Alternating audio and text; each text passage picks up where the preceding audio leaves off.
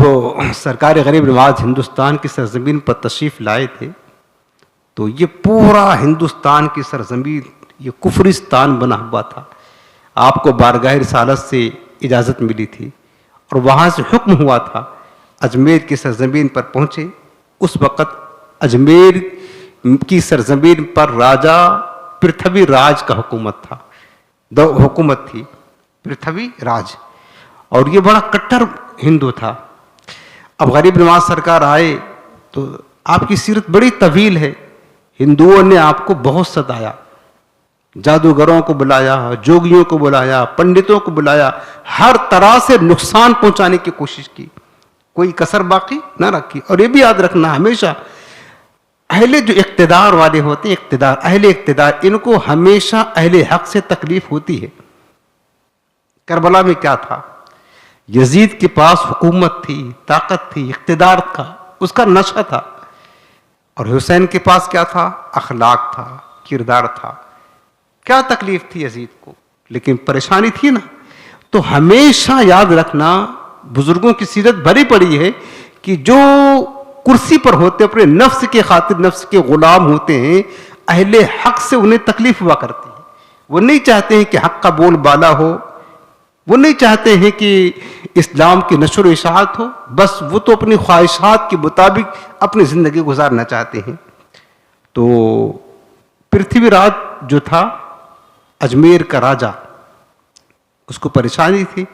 ایک فقیر آیا ہے اور اپنا دین پھیلاتا جا رہا ہے. وہ جانتا تھا کہ جو کام ہماری تلوار نہیں کر سکتی ہے، اس فقیر کا کردار وہ کام کر دیتا ہے. اس کو یہ پتا تھا کہ جو اگرچہ ہمارے پاس طاقت ہے، فوج ہے، قوت ہے، حکومت ہے، سب کچھ ہے، یعنی سب کچھ ہونے کے باوجود بھی اپنی زبان میں یوں کہہ لیں کہ وہ غریب نواز سرکار کا کچھ اکھاڑ نہیں پا رہا تھا، یوں سمجھ لیں. اور غریب نواز تو تنے تنہا بلکہ چند ایک مرید تھے، اور کون تھا آپ کے ساتھ میں، اور ادھر پوری حکومت تھی. پریشان تھا، کیا کرے. وہ سمجھتا تھا کہ کیا کہتے ہیں کہ ہماری تلوار تو زنگ تو لگ سکتے ہیں، لیکن اس فقیر کا کچھ بھی نہیں ہم بگاڑ سکتے. مجبور ہو کر کے اس نے ایک جوان کو بلایا جو طاقتور تھا، اور اپنے محل میں بلا کر آدھی رات کو کہنے لگا کہ جوان، ایک فقیر آیا ہے، اپنا دین پھیلاتا جا رہا ہے، جو بھی اس کے پاس آتا ہے اس کی باتیں سنتا ہے، اس کا گرویدہ ہو جاتا ہے، مسلمان ہو جاتا ہے. اس طریقے سے تو پھر پورا اجمیر مسلمان ہو جائے گا. کچھ ایسا کر. اب ہم نے لاکھ کوشش کی، پنڈتوں کو بلایا، جوگیوں کو بلایا، جادوگروں کو بلایا، ساری تدبیریں فیل ہو گئی. اس مرد قلندر کے آگے، اس فقیر کے سامنے کچھ بس نہیں چلتا ہے، اور ہماری فوج بھی بے بس ہے. ایسا کر، کسی طریقے سے، کسی بہانے اگر تو اس فقیر کو قتل کر دے تو میں اپنی آدھی حکومت تیرے نام کر دوں گا، آدھی سلطنت کا سودا کا آدھی سلطنت تجھے دے دوں گا، بس کسی طرح اس فقیر کو تو قتل کرنے میں کامیاب ہو جا. اس نے کہا ٹھیک ہے. سلطنت کی لالچ، حکومت کی لالچ میں آ گیا، کہا کوشش کرتا ہوں، ہو سکتا کامیابی مل جائے. اب وہ گھر گیا اور ایک کھنجر لیا، اس کو پہلے تو زہر میں بجھایا. پہلے زمانے میں ایسا لوگ کرتے تھے، چونکہ اگر کھنجر مارے تھوڑا بھی زخم لگ گیا، کھنجر نے اپنا ذہن اگر کام نہ کیا اور اس میں زہر لگا ہو تو زہر اپنا کام تمام کر دیتا ہے. زہر میں بجھایا، کمر میں باندھا، اس کے بعد گھر سے باہر نکلا. کس ارادہ سے؟ غریب نواز سرکار کو قتل کرنے کے لیے آیا. قتل کرنے کے لیے سرکار غریب نواز رحمت اللہ تعالی علیہ ایک درخت کے نیچے چند مریدین کو جمع کر کے واعظ فرما رہے تھے، درس دے رہے تھے. وہ بھی لوگ سن رہے تھے، وہ بھی آ کر کے بیٹھ گیا اور آپ کا درس سننے لگا. اس کے بعد کافی دیر کے بعد جب آپ کی واعظ کی محفل ختم ہوئی، درس مکمل ہوا، تو سب اٹھ کر جانے لگے. تو میرے غریب نواز نے سامعین سے فرمایا کہ لوگوں، جو مقصد لے کر کے جو آیا تھا اس کو مقصد مل گیا، آپ نے اپنا مقصد پا لیا. سب نے کہا ہم تو آئے تھے آپ کی باتیں سننے کے لیے، دین لینے کے لیے، ہم نے لے لیا. لوگ مل کر کے جانے لگے. اب وہ جو خنجر کمر میں باندھ کر کے آیا تھا وہ خاموش بیٹھا تھا. میرے غریب نواز نے اس کی طرف متوجہ ہو کر کے مسکرا کر فرمایا کہ بھائی سب اپنا مقصد پورا کر لیے, آپ بھی اپنی مراد پوری کر لیجئے.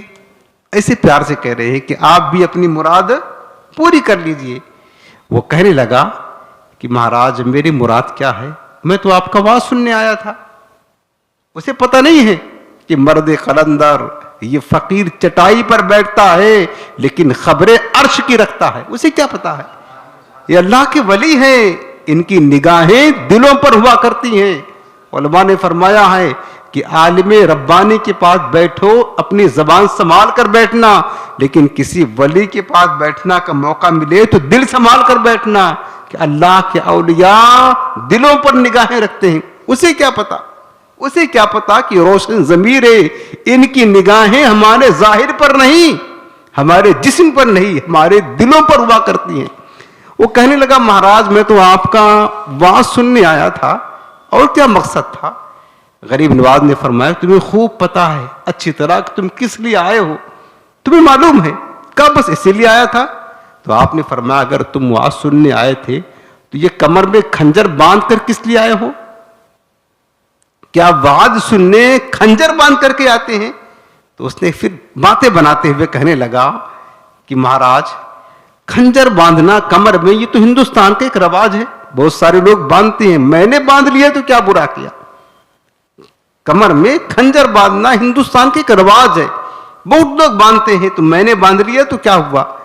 تو آپ نے فرمایا اچھا ٹھیک ہے, اگر کمر میں خنجر باندھنا یہ ہندوستان والوں کا رواج ہے تو راجا کے محل میں آدھی رات کو کسی کے قتل کے بدلے اور آدھی سلطنت کے بدلے کسی کے قتل کا سودا کرنا, کیا یہ بھی ہندوستان کا رواج ہے؟ یہ بھی ہندوستان کا رواج ہے. اس نے کہا مہاراج یہ بات تو صرف میں اور راجا جانتا تھا, دوسرا کسی کو پتہ نہیں تھا, لیکن آپ کو یہ بات کیسے معلوم ہوئی؟ یقیناً جس کو ہمارے دلوں پر اور ہماری رات کی تاریکیوں پر جس کی نگاہ ہے وہ یقیناً حق ہی مذہب کا پیروکار ہوتا ہے. خنجر نکال کر کے باہر رکھا, کہنے لگا سرکار مجھے معاف کر دے, مجھ سے غلطی ہوئی, مجھے نہیں پتا تھا, مجھے معاف کر دے. تو آپ نے فرمایا کہ معاف تو کر دیا تجھے, لیکن آئندہ کبھی ایسی غلطی مت کرنا, یعنی کسی بے گناہ کو قتل مت کرنا, جا میں نے تجھے معاف کر دیا.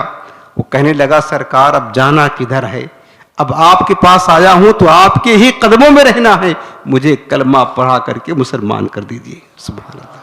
اب آپ دیکھیں میرے غریب نواز نے واز بھی کیا اس کو, لیکن واز حضور غریب نواز کا ہمارے تمہارے واز جیسا نہیں تھا, وہ ان کا واز ان کی نصیحت دلوں کو بدلنے والی.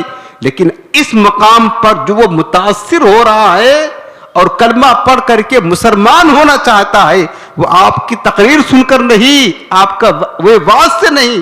حالانکہ بے شمار لوگ ایسے بھی گزرے ہیں جو غریب نواز سرکار کی واز و نصیحت کو سن کر کے راہ حق کے مسافر بنے, لیکن یہ بندہ جو قدر کرنے آیا تھا آپ کے اخلاق کو دیکھ کر کے کلمہ پڑھ کر کے مسلمان ہو جاتا ہے.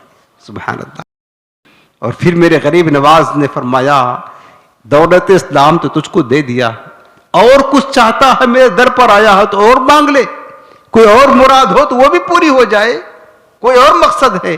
وہ کہنے لگا سرکار جب میں غیر مسلم تھا تو سنا تھا کہ آپ کے یہاں اسلام میں سال بھر میں لوگ حج کرنے ایک مرتبہ جاتے ہیں, میری خواہش یہ ہے کہ میں اپنی زندگی میں 40 مرتبہ حج کرنے جاؤں. کتنا بار؟ 40 مرتبہ حج کرنے جاؤں, پھر آخری بار جب حج کرنے جاؤں تو واپس نہ آؤں, وہیں پر ہماری موت ہو جائے, بس یہ میری آرزو ہے, حضور آپ یہ عطا کر دے. میرے غریب نواز نے فرمایا جا میں نے تجھے اسلام بھی دیا اور یہ تیری آرزو بھی پوری کر دی. یہ اخلاقی قریبانہ تھا.